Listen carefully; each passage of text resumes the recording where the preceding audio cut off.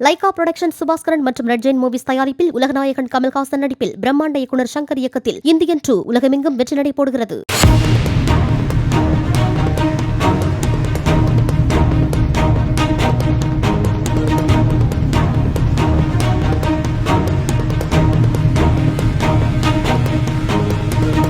கடலூரில் போலீஸ் பாதுகாப்பில் இருந்த ரவுடி தனது மனைவியுடன் கேக் வெட்டி பிறந்தநாள் கொண்டாடியது குறித்து காவல்துறை உயர் அதிகாரிகள் விசாரணையில் ஈடுபட்டுள்ளனர்.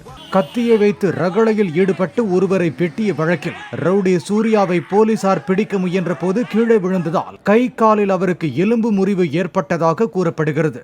போலீஸ் பாதுகாப்புடன் கடலூர் அரசு மருத்துவமனையில் சிகிச்சை பெற்று வரும் சூர்யா கேக் வெட்டி பிறந்தநாள் கொண்டாடியிருப்பதால் அங்கு பணியில் இருந்த போலீசாரிடம் காவல்துறை அதிகாரிகள் விசாரணை நடத்தி வருகின்றனர்.